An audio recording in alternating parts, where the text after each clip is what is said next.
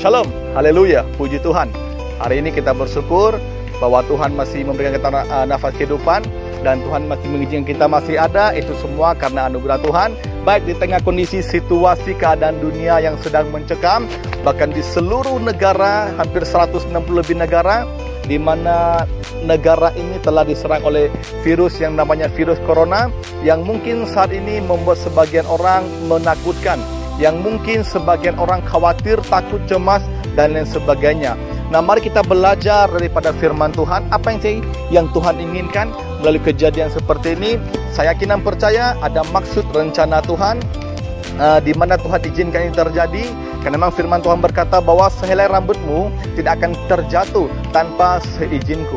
Nah, saya percaya kalau Tuhan izinkan ini terjadi, virus ini boleh melanda negeri ini, ada maksud rencana Tuhan yang terbaik dalam kehidupan kita. Baik, mari kita belajar firman Tuhan. Saya mengajak teman-teman, saudara semuanya dimanapun kalian berada, kita akan melihat firman Tuhan di dalam kitab 2 Tawarik pasal yang ke-7 ayat yang ke-13 dan yang ke-14. Firman Tuhan berkata demikian: bila mana aku menutup langit sehingga tidak ada hujan, dan bila mana aku menyuruh belalang memakan habis hasil bumi, dan bila mana aku melepaskan penyakit sampar di antara umatku, dan umatku yang atasnya namaku disebut merendahkan diri, berdoa, mencari wajahku, lalu berbalik dari jalan-jalannya yang jahat, maka aku akan mendengarkan dari sorga dan mengampuni dosa mereka, serta memulihkan negeri mereka. Nah, kalau kita membaca dalam kitab 2 Tawarik ini sangat jelas ya, dikatakan bahwa segala sesuatu Tuhan izinkan terjadi, ada maksud rencana Tuhan di dalam kehidupan kita. Nah, dikatakan firman Tuhan demikian bahwa dan umatku yang atasnya namaku disebut, yang pertama merendahkan diri. Apa maksud dari merendahkan diri? Yang mungkin selama ini kita hidup, kita memegahkan diri kita terlalu sombong, kita terlalu memegahkan diri, meninggikan diri dengan apa yang kita punya, sehingga kita lupa bahwa kita harus merendahkan diri di hadapan Tuhan. Nah, firman Tuhan berkata bahwa yang pertama kita harus merendahkan diri di hadapan Tuhan. Maksudnya apa?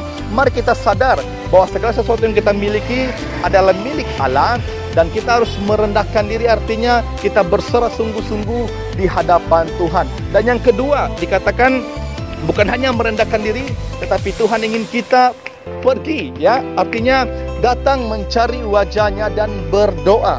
Yang mungkin selama ini kita semua, saudara yang terkasih, kita seringkali lupa berdoa kepada Tuhan. Yang mungkin 24 jam kita gunakan, tak ada satu pun atau tak ada sejam pun yang kita pergunakan untuk kita berdoa di hadapan Tuhan. Nah, melalui kejadian seperti ini, Tuhan ingin kita lebih banyak waktu berdoa. Tuhan ingin kita datang mencari wajahnya.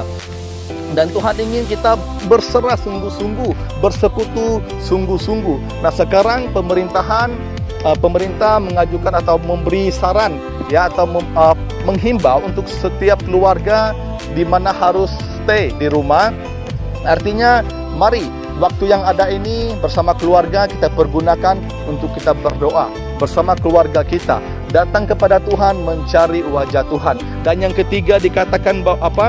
Lalu berbalik dari jalan-jalannya yang jahat. Nah, saudara yang terkasih, yang mungkin selama ini kita salah jalan, yang mungkin selama ini kita berada di jalan yang salah, kita mengikuti kehendak kita sendiri, kita mengikuti kemauan kita sendiri. Nah, firman Tuhan berkata bahwa kita harus berbalik dari jalan tersebut. Kembali kemana? Yang tentunya kembali ke jalan Tuhan, mengikuti jalan yang benar. Nah, ini yang Tuhan inginkan, dan mungkin ini yang Tuhan maksudkan. Kenapa Tuhan izinkan virus corona terjadi melanda di negeri kita ini? Dan firman Tuhan juga berkata demikian bahwa kalau kita berdoa, maka aku yang dari surga akan mendengarkan doamu dan akan mengampuni dosamu serta memulihkan negerimu. Saudara yang terkasih, dimanapun kalian berada, saya mengajak kita semua untuk berdoa. Saya mengajak kita semua untuk bersekutu, merendahkan diri, berdoa, mencari wajah Tuhan, berbalik dari jalan kita yang jahat, dan mari kita berdoa bersama-sama, maka Tuhan akan memulihkan negeri kita.